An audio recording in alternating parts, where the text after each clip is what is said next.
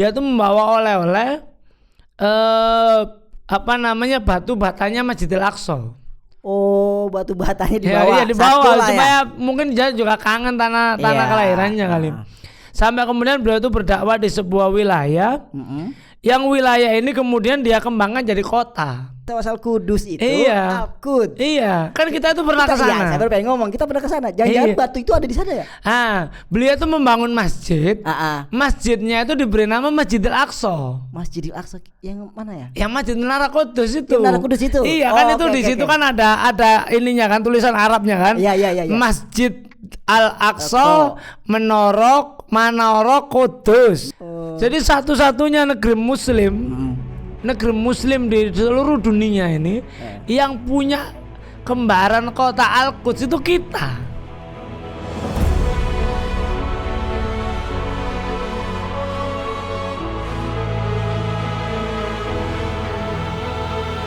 Assalamualaikum warahmatullahi wabarakatuh. Berjumpa lagi bersama saya tentunya di Cerita JKDN. Dan kali ini sudah 3 minggu lah kurang lebih tidak bertemu dengan orang ini.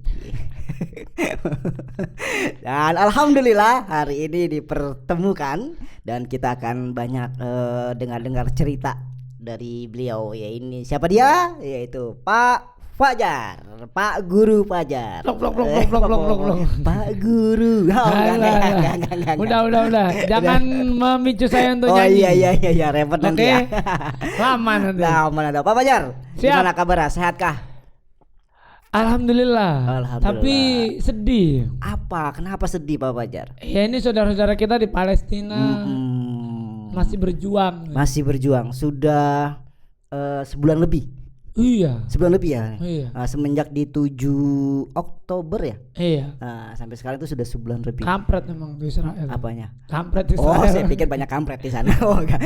Israel. Tapi memang kalau kita bicara Zionis Yahudi, iya. Ya kan. Kemarin kan kita podcast sama Bang Niko. Untung saya nggak ikut. Nah, kenapa? Ya nanti keluar semua penghuni kebun binatang Ragunan. Emosi. Iya. Emosi. Iya itu semuanya tuh. Tapi memang kemarin tuh cerita dari siapa?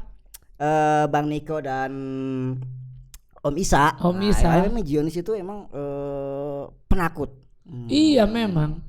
Kalau saya bilang itu songong, gitu. Tapi, songong sih masih mending. Oh, songong masih mending. Penakut dia. Oh. Kayak bocah gitu. Takut. Licik pula ya. Licik dalam bahasa Jawa. Licik dalam bahasa Jawa itu penakut. Licik. Iya. Ada kok licik, kicik ya. Oh, itu bahasa Jawa. Iya. Apa bahasa artinya penakut. Tapi kita tidak hari ini tidak bicara tentang sejarah. Oke, kan sudah dibahas. Sudah dibahas. Iya, siap. Tetapi ini penasaran nih saya ingin dengar. Penisirin. Iya, gimana? Penisirin. Sikili. Saya penasarannya itu apakah benar ya? Oke. Ini banyak teman-teman. Belum. Banyak teman-teman itu yang ngomong itu Palestina itu ada hubungannya dengan Indonesia. Saya pikir ini harus ditanya nih sama Pak Fajar nih. Apakah benar? Kalau memang benar ada hubungan dengan kaum muslimin di Palestina ya, dengan kaum muslimin yang ada di Indonesia. Kalau ada hubungannya, kalau seandainya ada, seperti apa hubungannya? Jadi gini, Om Insan. Siap. Muslim itu kan bersaudara. Iya. Jadi betul. Kita ini ibarat satu tubuh. Artinya ya kita ini sangat terhubung sekali dengan seluruh saudara kita, baik yang ada di Maroko, oh begini, oh miring, siap. Itu jeng suaranya. Jeng, bener langsung jos. Jadi baik di Maroko, di Mesir, di India, Pakistan, di Indonesia. Lebih-lebih di Palestina itu sebenarnya kita ini satu tubuh kaum muslimin satu tubuh. Iya. Isyhadu bi annal muslimun. Saksikan bahwa kami ini adalah muslim. Itu satu. Yang kedua memang ya seluruh tempat-tempat di mana kaum muslimin tinggal itu juga satu gitu. Dan ini menarik kalau kita bicara hubungan antara secara khusus, kalau ini secara umum ya, antara kaum muslimin di Palestina dengan kita di Nusantara itu satu, kita ini kan mayoritas kaum muslimin di di negeri kita ini secara fikih itu menganut mazhab Syafi'i. Imam Syafi'i. Imam Syafi'i itu berasal dari Palestina. Oh, Imam Syafi'i berasal dari Palestina. Beliau itu bahkan lahir di Gaza, di Gaza saat ini. Oh, beliau aslinya orang Gaza. Iya, orang Gaza. Jadi beliau ini lahir di sana.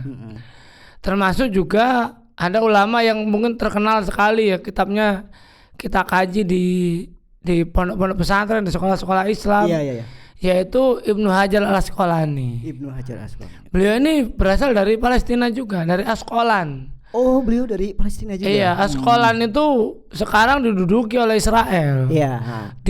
Namanya diganti jadi Askelon. Oh, namanya diganti jadi Askelon. Iya, untuk menyamarkan. Padahal dulu nama aslinya itu Asqalan. Asqalan. Ya, itu adalah negeri dari ulama terkemuka Ibnu Hajar Al-Asqalani. Dan lahir di sana, Bro. Lahir di sana. Dan jadi banyak sekali ulama-ulama dari dulu kan. Palestina itu kan dikenal wilayah Syam. Oke. Syam itu sekarang meliputi Palestina, Yordania, Suriah, dan Libanon. Libanon. Iya. Iya. Dan di situ tuh banyak lahir ulama-ulama besar. Jadi memang wilayah Syam itu selain negeri para nabi, karena di situ para nabi itu banyak sekali. Itu juga negerinya para ulama. Jadi ulama-ulama yang mungkin kita kenal, yang kitabnya dikaji di pesantren di negeri kita, di madrasah, di sekolah-sekolah Islam, di majelis-majelis taklim itu, mereka adalah orang-orang yang lahir besar, bahkan mungkin ada yang berguru di Palestina.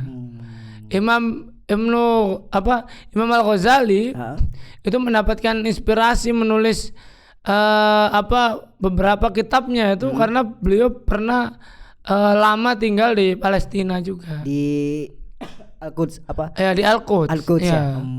Jadi itu satu. Ya, yang kedua, ada juga beberapa ulama dari Palestina itu yang turut andil itu, jadi mereka itu ikut berdakwah di negeri kita dan membawa Islamisasi di wilayah Nusantara. Oh, ada yang datang ke Indonesia. Ada. Jadi ini makin seru nih ceritanya. Ada dua nama. Jadi mereka ini hubungannya tuh ayah dan anak gitu ya. Ini dua orang ini hubungannya ayah dan anak. Ya, yang pertama itu adalah nama beliau itu Maulana Usman Haji. Namanya Maulana, mirip saya dong, Insan Maulana. Maulana itu dulu mah gelar ulama sih. Iya, jadi ada kalau di Arab itu Maulana. Maulana, terus kalau di wilayah Asia Tengah itu sering disebut Maulawi. Di India Maulawi. Oh, di India Maulawi. Iya, di Persia, di Afghanistan itu Mullah. Ya, jadi Maulana. Kalau di sini akhirnya terkenal Maulana. Maulana Usman Haji ini, beliau itu datang atas permintaan Maulana Malik Ibrahim.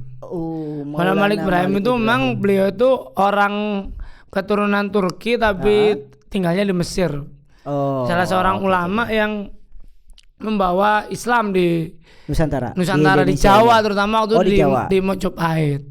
Maulana Usman Haji ini beliau itu dimintain tolong oleh Maulana Malik Ibrahim untuk membantu melatih tentara Mojopahit. Militer. Memang orang Palestina ini memang ahli perang.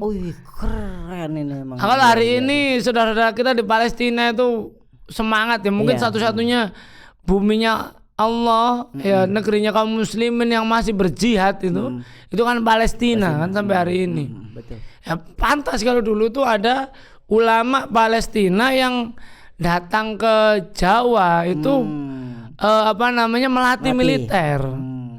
Dan itu mungkin kemarin saya lupa ya karena kita nggak ketemu sih. Jadi pas Bang Niko kesini, saya nggak bisa. Sekarang beliaunya ke Turki. Saya mewakili pakai pecinya aja lah. Iya. Jadi belum pernah ke Turki. Insya Allah. Doakanlah. Salaman. Ya. Kita saling mendoakan. Ya, amin. Amin. Ya. Mudah-mudahan. Mudah-mudahan. Teman-teman jangan lupa ya doain. Iya. Jangan lupa. Udah berapa kali episode doain. Terus. Ini nggak ada apa gitu jamaah umroh haji. Panjang lebar itu. Oke. Lanjut ya. Jadi Maulana Usman Haji ini. Saya ingat tuh Maulana Usman Haji. Namanya Maulana Usman Haji. Maulana Usman yang melatih tentara itu kan? Ya atau Maulana Usman Al-Had mungkin ya. Orang Jawa. Jadi beliau ini melatih ketentaraan. Nah, salah satu buktinya nanti itu ada satu prasasti. Prasastinya tapi bukan ditulis di batu tapi di lontara lah. Apa itu? Lontar itu daun pohon lontar gitu atau itu? Daun yang kering itu ya? Iya, daun pohon ini loh.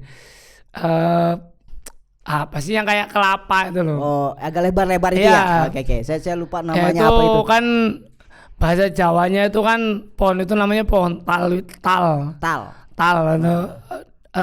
Terus bahasa Jawanya daun itu rontal. Jadi terus kemudian jadi lontar tapi. Nah, di lontara itu tertulis sebuah dokumen bahwa waktu itu datanglah utusan Raja Bali itu ke Majapahit. Raja Bali ke Majapahit. Yaitu beliau memang mempersembahkan sesuatu.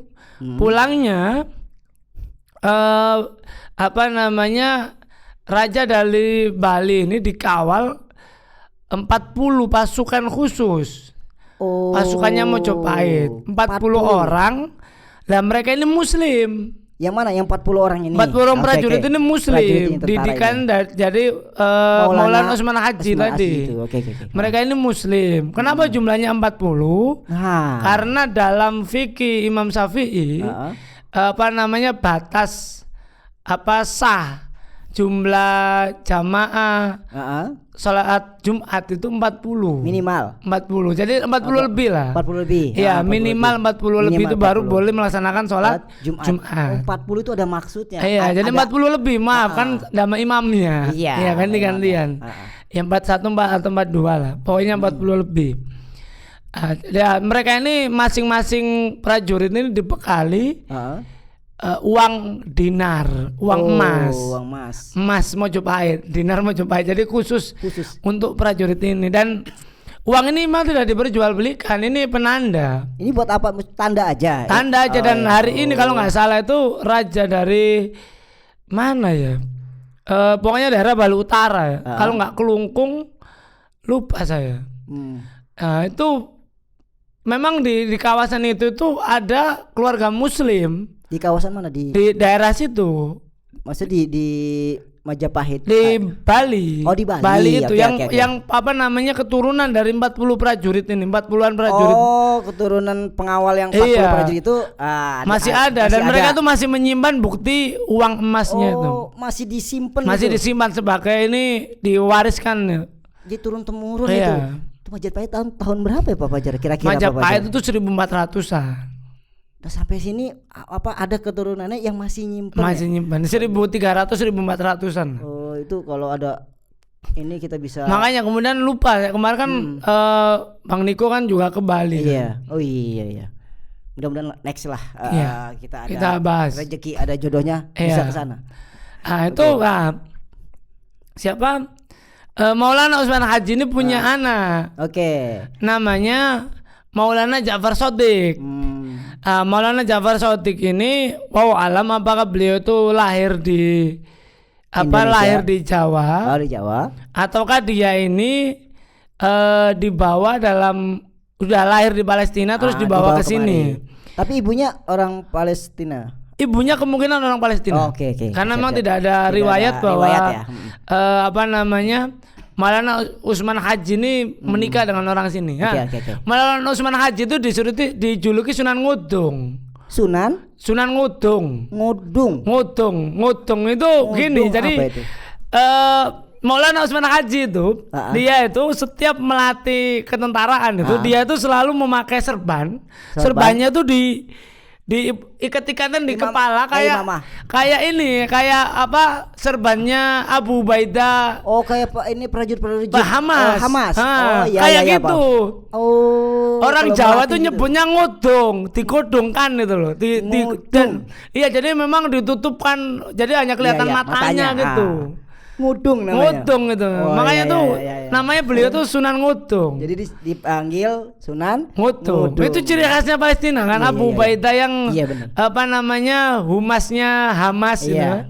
Jubirnya Hamas itu kan pakai gitu. Kayak gitu. Tadi kan punya putra namanya Maulana Ja'far Shadiq. Oke. Maulana Ja'far Shadiq itu pernah belajar dia pulang ke Palestina terus balik lagi.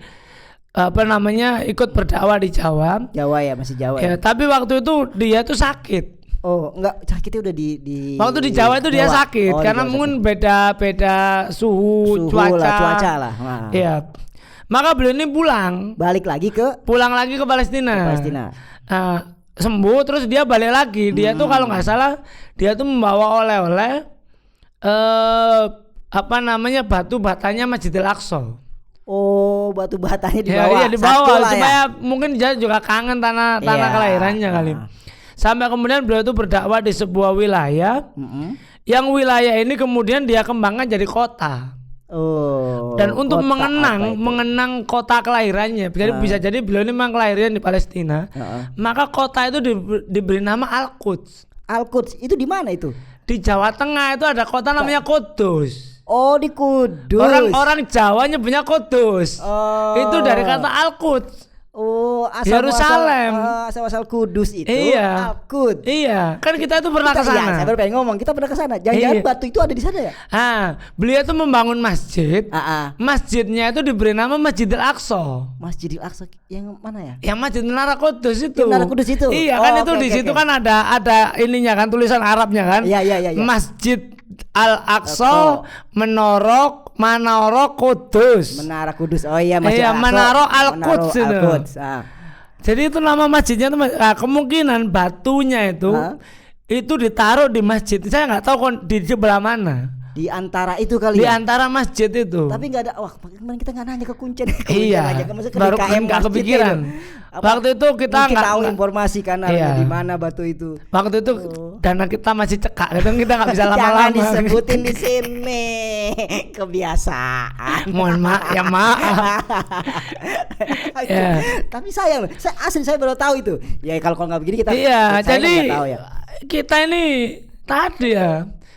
Jadi satu-satunya negeri muslim di seluruh dunia ini yang punya kembaran kota Al-Quds itu kita. Kudus. Satu-satunya. Bahkan masjidnya saja namanya Masjid Al-Aqsa. Menara Kudus. Karena ada menaranya itu kan dulu itu ceritanya kan ya jadi ketika Demak itu berdiri, Kesultanan Demak itu berdiri. Kan nanti itu jadi ceritanya kan Mojopahit itu bubar. Oke. Jadi Mojopahit itu ketika tadi itu Sunan Ngudung atau Maulana Usman Haji itu dia melatih ketentaraan itu di zaman Raja Mojopahit itu namanya Prabu Bre Kertabumi. Prabu Kertabumi. Ya, Bre Kertabumi itu bapaknya Raden Patah. Raden Patah yang Sultan Demak. Iya.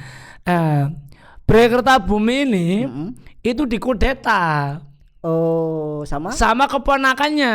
Oh, masih saudara ponakan. Iya, keponakannya. Sama-sama agamanya sama-sama Hindu. Oh, oke. Bre Kertabumi terbunuh.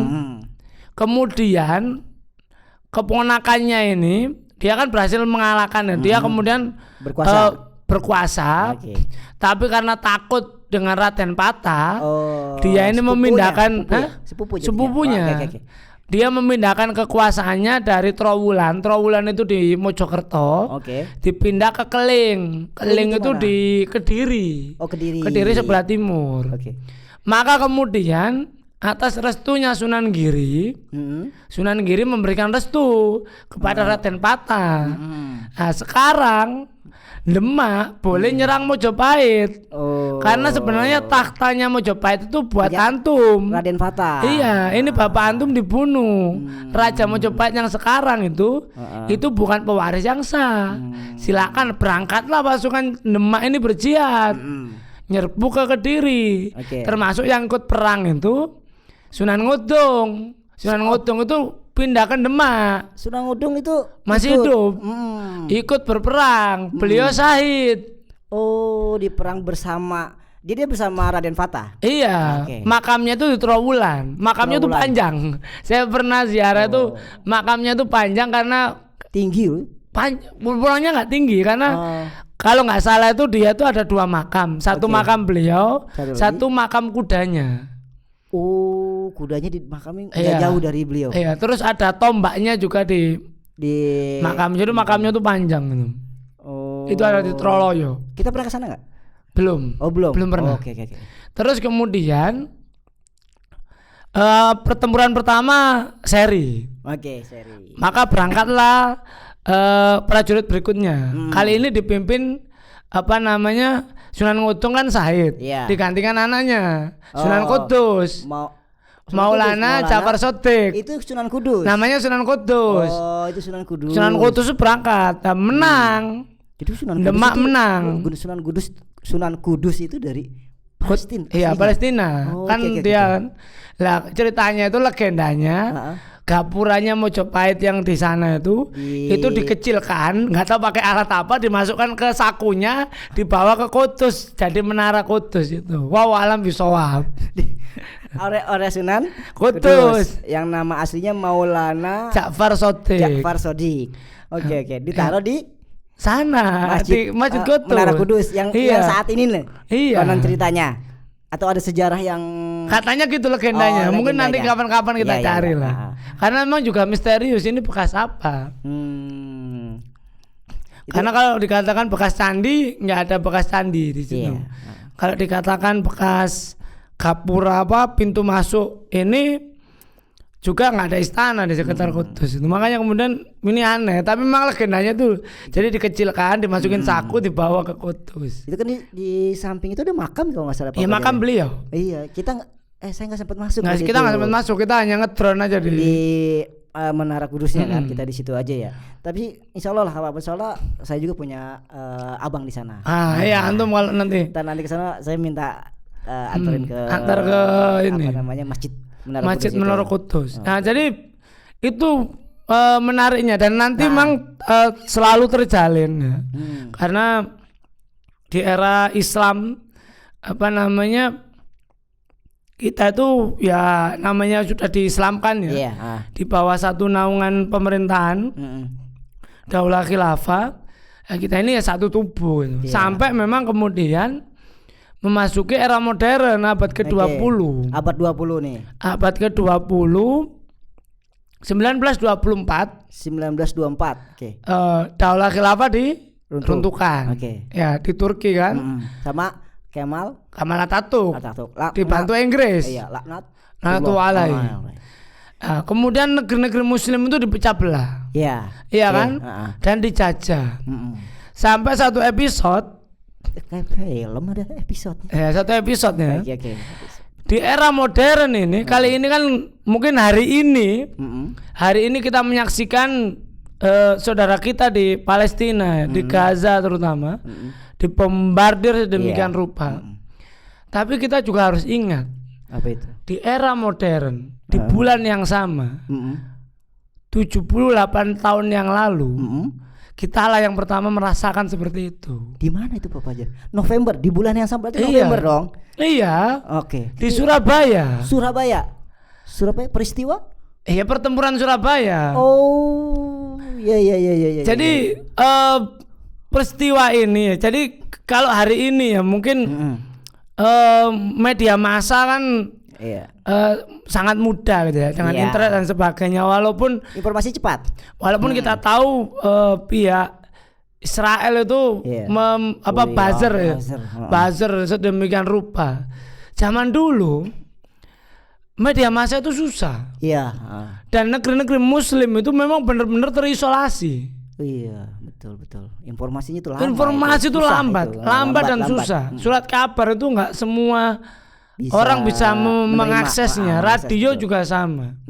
Jadi zaman itulah walaupun sudah modern ya.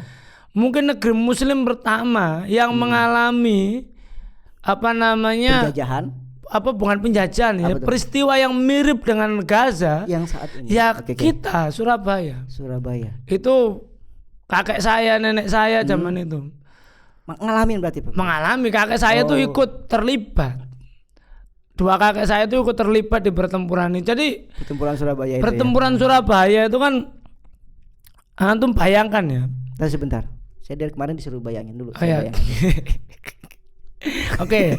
Sudah. Jadi antum bayangin. Jadi waktu itu kita baru menyatakan merdeka. Iya, Terus kemudian ibaratnya belum apa-apa sudah dikepung oleh Inggris. Inggris itu pemenang Perang Dunia Kedua. Kita nggak punya senjata. Jangankan senjata, tentara aja belum ada. Tentara belum ada kita itu. Adanya laskar. Laskar itu ya senjatanya seadanya. Kemudian terjadilah bambu runcing apalah seadanya lah. Iya, di Surabaya itu cerita itu kadang-kadang bambu runcing, pisau dapur, arit, apa aja lah. Atau aritnya. Arit. Ya, sabit ya. Sabit gitu kan? Iya. Itu bahkan jemblem. Apa lagi jemblem itu makanan khas, makanan mirip onde-onde tapi dia terbuat dari singkong. Nah itu gimana buat senjata sih? Nanti ada ceritanya ini. Ada ceritanya. Jadi siap. Waktu itu diancam, dikepung ya. Jadi Belanda itu kan membonceng Inggris ya. Jadi meminta Inggris supaya pihak Indonesia itu menyerah. Surabaya orang-orangnya kan nekat, nggak mau nyerah. Tapi diancam sama Inggris.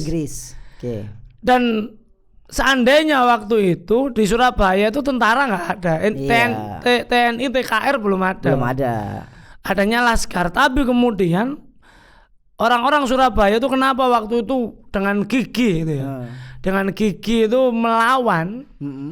Itu karena ada motivasi jihad fisabilillah. Ada peran ulama di situ. Jadi Jawa Timur itu kan secara de facto itu kan pimpinannya itu kiai, manut apa kata kiai. Dan waktu itu para kiai itu sepakat dipimpin oleh Hadratus Syekh Kiai Haji Hasyim Asy'ari. Pada saat itu ya. Ditandatangani lah resolusi jihad. Saya masih punya piagam resolusi jihad itu ada. Itu memang luar biasa itu. Jadi 100 kilometer dari pusat kota Surabaya, penduduk yang mendiami 100 kilometer dari wilayah Surabaya itu hukumnya fardu ain untuk baik laki-laki, perempuan, anak-anak apabila dia mampu mengangkat senjata berjihad. Fardu ain. Di luar itu fardu kifayah. Berangkatlah santri dari Madura, dari Banyuwangi, Jember, Situbondo, Malang, Mojokerto, Jombang, bahkan di dekat kampung saya itu dari Garut. Dulu itu ada makam pasukan Hizbullah Garut. Berangkat dari Cirebon. Itu panggilan jihad. Dan memang itulah kata Bung Tomo itu kalau nggak ada jihad itu nggak akan ada pertempuran Surabaya. Kalau nggak ada takbir nggak ada pertempuran Surabaya. Dan kita itu memang benar-benar waktu itu kalau mungkin hari ini itu ya selemah-lemahnya iman kali ya. Bahkan mungkin orang nggak punya iman kalau ada kaum muslimin yang justru malah menyalahkan pihak Palestina, menyalahkan Hamas, tidak membela Palestina. Nggak usah ngaku muslim lah. Sedih juga tuh. Sedih. Padahal kan sekarang ini bener-bener media itu ada di zaman itu memang nggak ada sama sekali. Akses susah pasti jadi zaman sampai itu kan. Kemudian bahkan prajurit Muslim, jadi India itu kan waktu itu belum ada Pakistan, belum ada Bangladesh. Namanya India. India apa Hindia? India itu di bawahnya Inggris. Iya. Waktu itu India belum merdeka, masih dijajah Inggris. Dan banyak orang-orang India itu baik yang beragama Hindu, beragama Sikh, beragama Muslim, beragama Islam itu jadi pasukannya Inggris. Sebagian diberangkatkan ke kita, ke Indonesia. Mereka tuh nggak nyangka, dikiranya negeri kita itu sama dengan Cina. Nggak ada muslimnya. Makanya prajurit Muslim dari India itu begitu perang di Surabaya, mereka dengar siaran radio, kok ada orang takbir, Allahu Akbar, Bung Tomo. Terus di satu sisi prajurit semua itu dulu persaksiannya almarhum nenek saya. Katanya dulu prajurit semua itu berangkat ke Surabaya itu membawa bendera hitam, ditulisi la ilaha illallah Muhammadur Rasulullah. Itu yang dari Garut dari semua prajurit semua itu berangkat kan berbondong-bondongan dengan membawa bendera itu hitam yang tertulis la ilaha illallah Muhammadur Rasulullah, bendera jihad. Kalau nggak gitu tulisannya Allahu Akbar. Jadi kulihat gitu tentara Inggris dari India ini kaget tentara Muslim dari India ini. Lah ini saudara saya sendiri nih gitu. Satu akidah. Makanya kemudian banyak di antara mereka yang desersi. Desersi itu tidak mau lagi berperang, keluar dari ketentaraan. Dan bahkan akhirnya belot ke ada di antaranya banyak sampai 200-an orang bergabung sama saudara-saudara kita. Gabung dengan Laskar Hizbullah. Dan memang waktu itu benar-benar dihancurkan Surabaya itu udah kayak Gaza hari ini. Bener-bener habis-habisan sendirian. Jadi kalau mungkin di bulan November ini hari ini Gaza, dulu Surabaya. Mungkin sekarang yang terkenal Abu Ubaidah, jubirnya Hamas. Dulu Bung Tomo ya. Memang disuruh negeri Muslim banyak kita waktu itu yang mengalami itu. Dan berita itu berbulan-bulan kemudian baru sampai ke Arab, sampai ke Timur Tengah kan, dari wartawan, mungkin wartawan Inggris, wartawan mana, dan itu benar-benar kita difitnah. Kalau hari ini orang ngomong Hamas itu teroris, ya pejuang Palestina itu teroris, itu ada ada salinan surat kabar di New York waktu itu terbitan itu nulis para pejuang di Surabaya itu ditulis Muslim radikal. Di koran di Amerika. Di Amerika. Muslim radikal berarti mbah saya dulu itu, mbah saya dari dan umi saya itu dianggap teroris zaman itu. Dua-dua itu mbah ya, mbahnya Pak Fajar. Iya. Kalau hari ini ada peringatan Hari Pahlawan. Dan ada yang ngomong yang mungkin NKRI gitu ya. Wah, ngapain sih bela-bela Palestina, negara kita masih ini. Terus kemudian dia memperingati Hari Pahlawan. Ingat, zaman dulu para pahlawan pejuang kita itu disebut teroris sama mbahnya Israel. Amerika kan. Itu kita tuh benar-benar difitnah juga itu. Biasa. Motifnya hampir sama ya? Motifnya sama ya dari dulu gitu. Sama. Kita yang dibombardir, kita berjuang itu, diteroriskan itu. Sudahlah dibombardir, diperangi, difitnah pula. Iya, Surabaya itu hancur-hancuran. Kalau antum ada tahu foto-fotonya itu benar-benar udah kayak Gaza. Hancur itu Surabaya. Kulik-kulik itu foto-fotonya itu. Beneran itu. Dan memang bener kata Bung Tomo, kalau nggak ada jihad, nggak ada takbir, kita mungkin sudah mengibarkan bendera putih. Luar biasa. Dan berita itu baru berbulan-bulan kemudian sampai ke Jazirah Arab. Tepatnya di Jazirah Arab. Ke Mesir, ke Palestina. Palestina waktu itu belum seperti sekarang. Sampai kemudian berita ini bikin kaget kaum muslimin di Arab sana. Loh, ternyata di wilayah timur dunia itu ada negeri muslim. Jadi dengan berbulan-bulan dia baca koran lah ya, atau informasi lah, dia baru tahu bahwasannya di timur di timur ada sana muslim. ada muslim, di timurnya India. Ya, timur India. Mereka kan menganggap bahwa setelah timurnya India tuh Cina gitu. Karena memang bener-bener kita tuh dipisah-pisah sejak Daulah Khilafah itu. Yang di Surabaya itu betul-betul udah namanya Indonesia kan? Belum, Hindia belum. Timur. Oh, namanya Hindia Timur sebelum Indonesia ya? Pejuang kita kan nggak mau pakai nama Hindia Belanda. Oh. Tapi iya, pakai Hindia Syarqiyah di Arab itu. Oh, Hindia Timur. Hindia Timur. Oke. Hindia Syarqiyah Hulanda, orang di surat-surat kabar di Arab itu gitu. Mereka kaget tuh ada kaum muslimin ternyata. Ya sama kayak tentara yang dari India itu Iya. kan kaget ternyata ada muslim gitu. Ya lebih-lebih kemudian datang surat Oke. dari pemerintah kita waktu itu kan waktu itu kita itu meminta pengakuan kedaulatan Sama sama negeri-negeri siapapun yang sudah merdeka lah, karena kita syarat kemerdekaan itu kan sebuah negara itu syaratnya kan ada 4. Ada wilayah, ada penduduknya, ada pengakuan kedaulatan. Satu lagi lupa saya. Oh ya nanti kita cari ya. Ya pengakuan kedaulatan ini diminta. Dan India sebenarnya mengakui, tapi India waktu itu belum merdeka. Oh ya kan dijajah oleh Inggris. Yang merdeka itu negeri-negeri Arab. Nah dari Arab sinilah kemudian Mufti Palestina Al-Hajj Amin Al-Husaini itu kakeknya Yasir Arafat. Pernah dengar Yasir Arafat nggak? Yasir Arafat yang dulu orang pimpinan presiden Palestina yang suka pakai serban itu loh. Agak lupa dikit. Brewok orangnya. Iya. Semua juga udah meninggal. Ya. Kakeknya Yasir Arafat itu siaran di radio Arab meminta kepada seluruh pemimpin Timur Tengah dan kaum muslimin supaya mendoakan saudaranya di Hindia Timur dan juga kalau bisa memberikan pengakuan kedaulatan. Liga Arab waktu itu Liga Arab sudah ada, akhirnya berunding dan siap memberikan pengakuan kedaulatan. Itu dimotori Mesir. Terus kemudian sampai datang siapa itu ada namanya Ali Taher.